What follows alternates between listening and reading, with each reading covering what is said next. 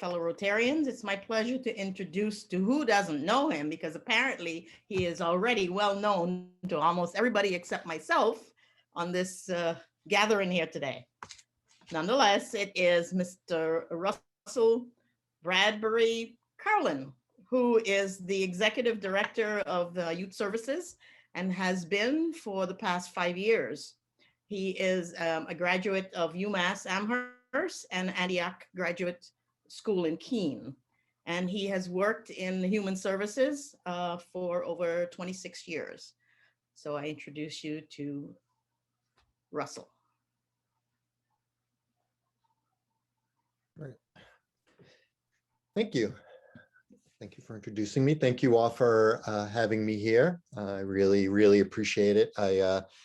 I love talking about the work that we do in the agency, youth services, and I just was realizing how long it's been since there haven't been that many forums, like this to talk about the work to folks who may know or may not know a lot, or may not know at all about the work that we do. So I had to virtually dust off some of my notes from previous presentations and think about how I wanted to talk about this with all of you. So, actually, I thought I could do the traditional thing and kind of like jump right into kind of exactly what we do at Youth Services, but I'll get to that. And I thought it might be a little bit helpful to explain kind of the why of youth services. So we do a lot of things at Youth Services, but our main constituency are teens and young adults. We do some work with younger kids, we do some work with adults, which I'll get to a little bit, but that's really kind of the where our focus is. And so why is there an agency that works specifically or largely with that population? And so the way I think about it, well, first of all, I think one way to come at this is for me to talk about my own background, because it's kind of what brings me to this work.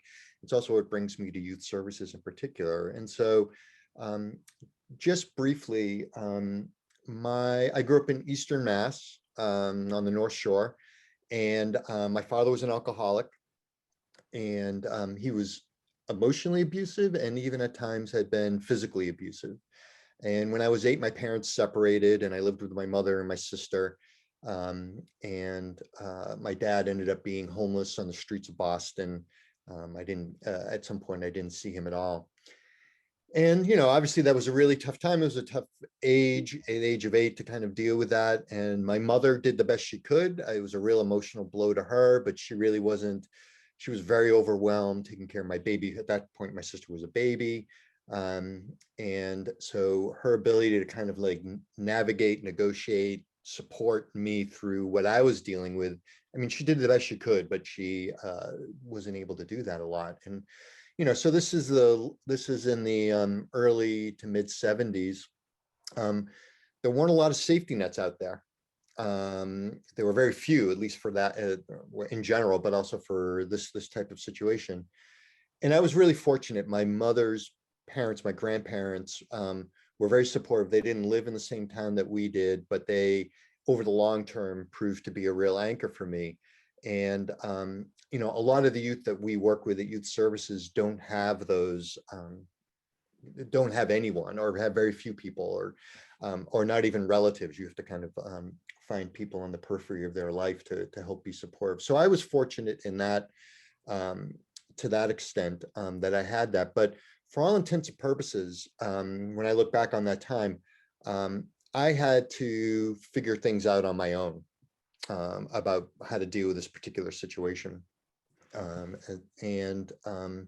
like to think that what Youth Services is that safety net for youth who are struggling in some ways. And that doesn't mean that as an agency that we pick up the parenting, or that we kind of, we step in some ways. But I think really as a safety net, we're there to, for the young people we work with, to be able to have, first of all, just a supportive, thoughtful ear, and also people who have a really clear sense of the resources out there, and to help navigate the struggles that a lot of the youth we work with go through. And so sometimes that is directly kind of being the only person that, a homeless teen or someone who's living in an abusive household can talk to. And sometimes that's us connecting them to helping find another person that they could live with, a family member or maybe a teacher, help broker that type of relationship, or connecting them to a therapist or other resources that they need. But I like to feel like we're that safety net. Um, the other thing I would say related to my personal growing up that relates to the work we do at Youth Services is that I was very aware that I didn't feel like I had a voice at all. There were really no adults in that time who really were listening to me in any way. There were, I mean, I think things have changed a little bit, I'd like to think, but like teachers, guidance counselors, they didn't really see what was going on at all. And they didn't elicit anything from me. If they saw anything that I was doing as maybe indicative of kind of what I was going through. And so I didn't really feel like I had a voice. I didn't really find my voice until I was much older and kind of unpack some of the things that happened to me. And one of the things I'm really proud about as an agency is that we really authentically listen to the youth that we work with and help to amplify their voices. So not just to hear what they have to say and really listen to them, but also try to find ways to help them feel some strength in their voice and what they and what they're asking for, and to maybe even grow into being powerful advocates for themselves, but also for other youth or other people who are going through struggles. And I think that's one of the things that a number of agencies that I've interacted with and have worked for have strived to do. But I feel like at Youth Services, we really do that really well in a very authentic way. So separate from me, the other reason why I feel like an agency like Youth Services really needs to work is kind of structurally in the human service array of things that are out there, services that are out there. And I find that kind of similar to my experience around not having a voice. I feel like the teenage years and the young adult years kind of get lost in the human service array of things. So there's a lot of focus, and I understand why this happens, but there's a lot of focus on, when it comes to youth, on resources for younger youth, right? For like really younger kids. And then, but there is, but so off, okay, so there's that. And then on the other end, there are a lot of resources for adults. And so my experience, there aren't a lot of agencies that kind of fit that middle ground. And it's a distinctly different set of needs that young people need in there. And agencies I've seen try to fill that gap, they often do it with a focus more towards young kids, and then they do some things for teens, but they don't really fully deal with their developmental needs. And the same things with adults. They'll have services that are very adult oriented, and they can't find that kind of middle ground. And so that was actually one of the reasons why I came to Youth Services, was I found that across the board, there were a lot of agencies that would do that. And including, what would happen a lot is the stereotype is that an agency, let's say an agency that works with adults, they get a grant to do some work with teens, and they would, hire people, they would get everything going, and then that grant would go away, the program would go away, and then the youth would have that resource wouldn't be there after a year or two. And I know for a fact I would work with a number of young people who youth are already, I mean, just inherently youth, and part of their development is to kind of be skeptical and leery of adults, right? And so in the adult world, particularly when you're a struggling, disenfranchised youth, the adult world kind of gives you something and then takes it back. All it does is kind of cement that distrust for adults in some ways. And so I think the system has done that.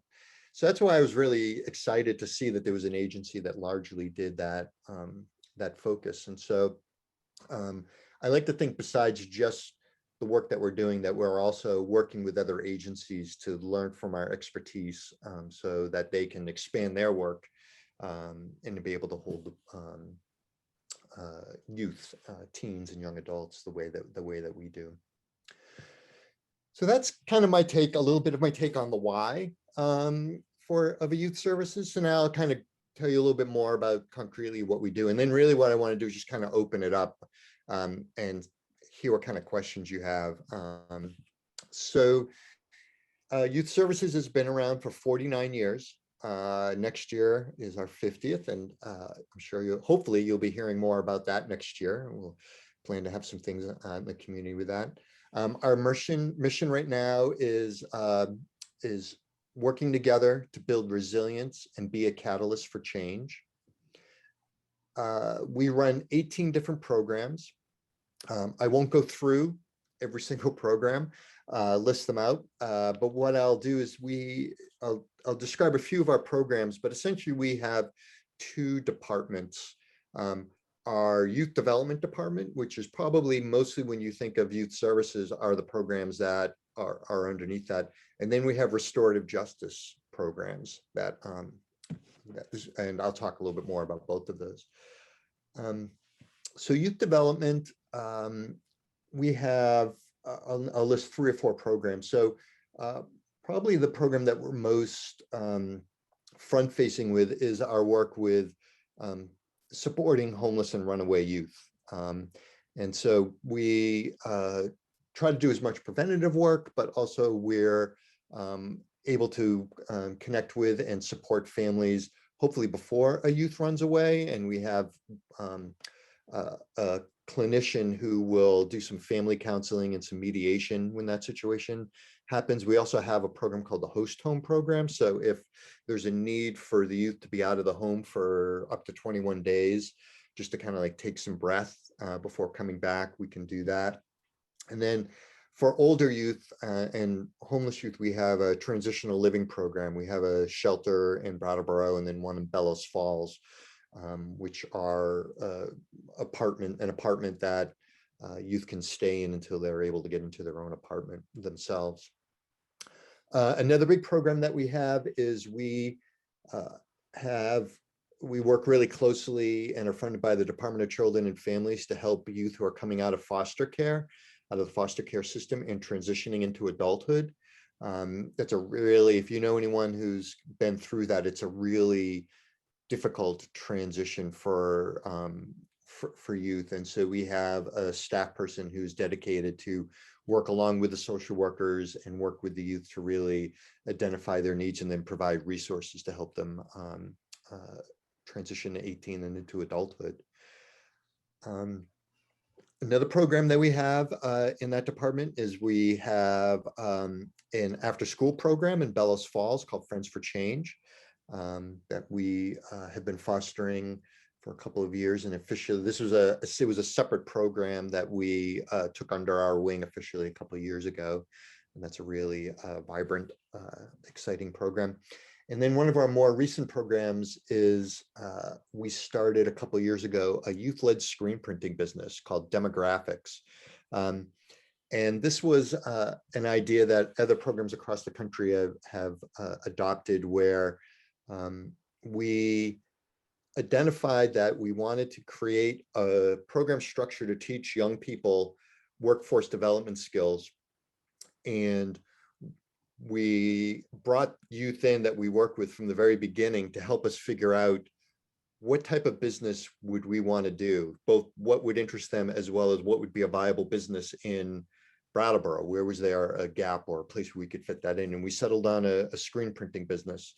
And youth are involved in every facet of the business, from the fiscal to the website, to the ordering of materials, to the marketing. And we had to pause the actual screen printing business due to COVID, but the youth have still been meeting and doing some other side projects, and we're gearing back up hopefully over the summer or fall to get the screen printing business going again. So that's kind of the highlights of our youth development programs. The other set of programs department is our restorative justice programs. And this set of programs work with, there's a lot of work that we do with youth, but actually there's some programs there that work with adults too. So our main program there is our court diversion program. So working with folks and with the state attorney's office, nonviolent crimes, give folks the opportunity to meet with a community panel, a panel made out of community members who are trained to listen and to talk with someone and to help come up with a contract where they're hopefully taking responsibility for their behavior, and then coming up with a way to make restitution, whether that's financial or an apology letter or doing community service, and then they follow through in that contract, and then their charge is dropped. So that's a pretty big, successful program. We work with both youth and adults in that program. We also have a case management program that works with adjudicated youth and youth on probation. And then we have a program that helps to get treatment for folks who have been involved in, and again, in nonviolent crimes, involved in the criminal justice system. And largely the reason for that is either around a chronic mental health issue or an addiction. And so really trying to get them off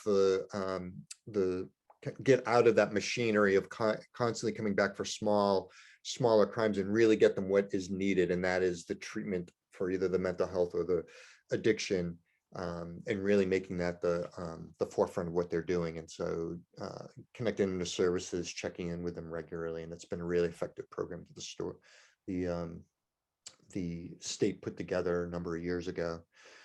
Overall, our restorative justice programs are really looking to really find that line between doing what we can to, often I think about criminal justice system in a certain way, and I don't mean this in a disparaging way. I think a lot of people in the criminal justice system would say that too, but there's a certain sense of a machinery that gets going when people get caught up into it. And I think restorative justice programs really work to get people out of that machinery before they get pulled in inappropriately, and really help identify the things that will keep them out of that system, and also to right size the intervention. So sometimes, obviously, being on probation, going to jail, and that type of thing is a response, but also sometimes that's too heavy of a tool for some folks. And so restorative justice programs really try to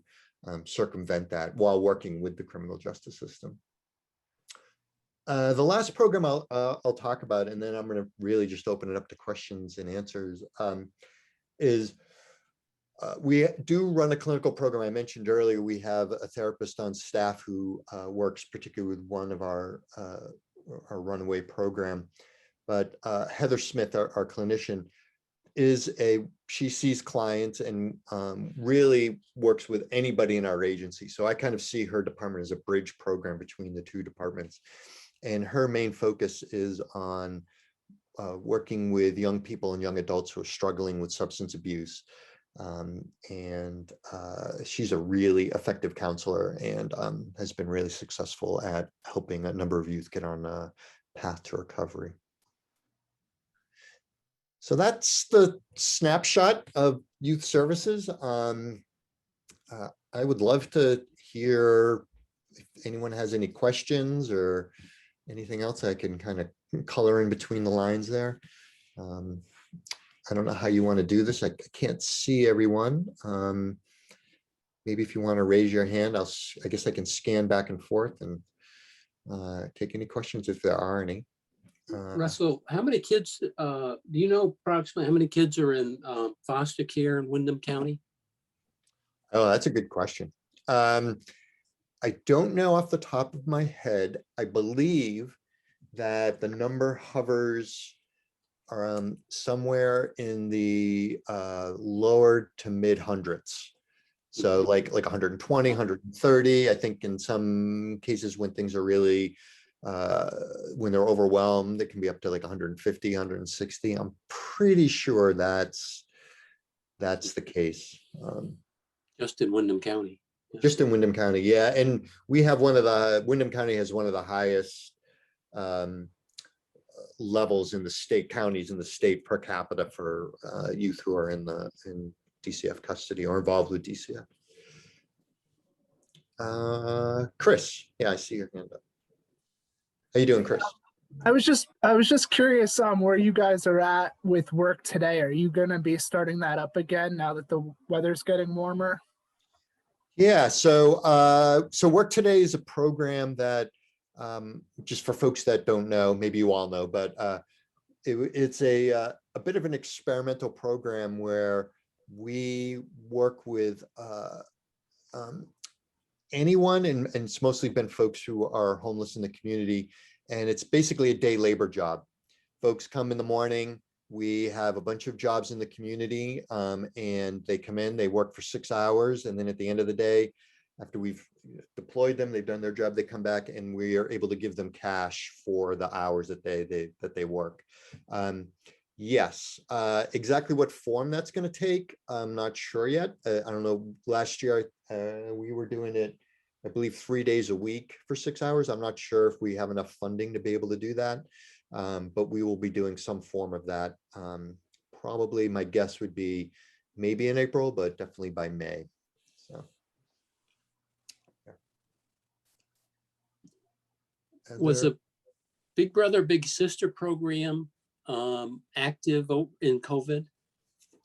Yeah, so Big Brothers Big Sisters. So I can answer that question, though. The thing about Big Brothers Big Sisters is that for a number of years, I think like 30, 35 years, they were part of youth services. And then they decided that what would make the most sense, and we were totally on board with this, was to become a statewide Big Brothers Big Sisters agency, as opposed to just for Windham County. And because of the way that Big Brothers Big Sisters is configured nationally, they couldn't be part of a larger agency. They had to be a freestanding agency. So for about 2 years ago, they separated and became Big Brothers Big Sisters of Vermont. And yeah, we've remained in contact with them. And yeah, they've like everybody else, they've had to pivot in some interesting ways, being doing mentoring. Obviously is very different, like a lot of other things virtually than in person, but yeah, they were able to make that pivot, and they're still doing that. So yeah, I think things are going well there. It occurs to me, Russ, so that, and I obviously haven't talked to the members about this, but I'm wondering if there's some way that the Rotary clubs couldn't help when you're transitioning youth from foster care or otherwise to independence. They have to get an apartment of their own. Just wondering if there's some way, is there a list? How do you get mattresses, chairs, utensils? This might, I don't know how it would work, but we might be a good resource. We certainly are in contact with all of our members and past members. And it seems like we might be able to help in some way if you don't have sort of a routine there. Yeah, I love that idea. I appreciated you bringing it up. And I know that you're bringing it up doesn't mean that necessarily that everybody's going to be on board with it. So, but often what we do is, and those on our board will know, is we've definitely had times where we've had specific needs for youth, and we'll put an email out to the board often and to other folks involved with the agency, with a list of things, and whatever people can contribute could contribute. And we thought about expanding that more, because I think there's a lot of times where, someone might either be looking to get rid of something, or they know in their garage they have an end table that they're not using, and then they get a list that says like someone could use this list of things, including an end table, and then our staff can come by and pick it up. So yeah, if you want to let me know, I'm sure that we could make that happen when we don't barrage people. It's not like you're going to get an email from us every week, but maybe every couple of weeks, every couple of months, perhaps, you might get an email from us with a list of things. And I think the nice thing about that situation, as opposed to what we've moved away from, is having people just donate things to us, and then it becomes a whole management issue for us about how to, at one point we had like 8 mattresses stuffed in our conference room, and they just sat there for a long time. Is that you really get a sense that this is going to someone in particular, really helping them in need. So yeah, that would be very helpful, and a pretty low lift. You don't have anything, you don't have anything to give it, you don't have to put it out there. So Yeah, good. Do other members have questions? Comments? Kathy. Yes. Thank you, Russell. I just wanted to say thank you very much for such a great presentation. I think it's really nice to have everybody know more about youth services. And I don't have a question, but I do have a brag. I have a $20 brag for you, Russell, because I'm the president of the Youth Services Board. And I just wanted to say that Russell has done such a great job. We are so lucky to have him as president of our board. And I've really enjoyed working with him since since he came. And so thank you very much for all that you do. So I just wanted to make that brag. Yeah. Thank you, Kathy. Yeah. And I love working with you. You're a really great support. I feel so fortunate. This can be the worst job with a really difficult board, obviously.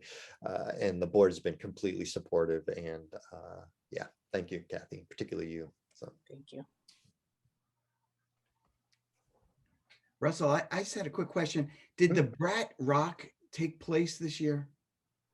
Yeah, so Brat Rock is a fundraiser we've been supporting and now own, and it's if maybe everybody knows about it, but it's a youth rock festival that we've held at 118 Elliott Street at the end of September.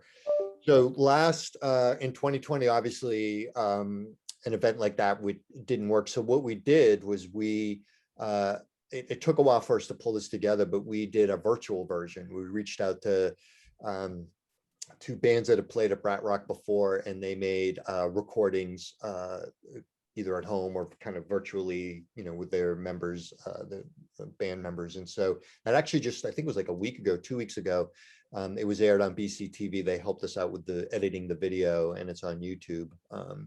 So yeah, and we're starting to talk about the possibility of doing it live, or what we're going to do something this fall. Either if we're forced to, we'll do a virtual version, but our hope is we can do some version of a live Brat Rock event. It's a really cool, fun event to do. Thanks for asking about that. Anna, did you have? I do. I wanted to match Kathy's $20 brag. I'll make one as well. I've been on the board for at least a decade, if not 15 years. I've just lost track. I'm the vice president on the board right now. And so I've seen executive directors come and go at youth services. And I have to say, it has been such a pleasure watching Russell and the work that he's done. He is so mindful and he is so deliberate in the way that he's guided this agency. I mean, it's so broad what he has under his wing. He's got HR issues, he's got financial issues, he's got programming, development, fundraising, grassroots political stuff. I mean, it just goes on. And then here you layer COVID on top of that.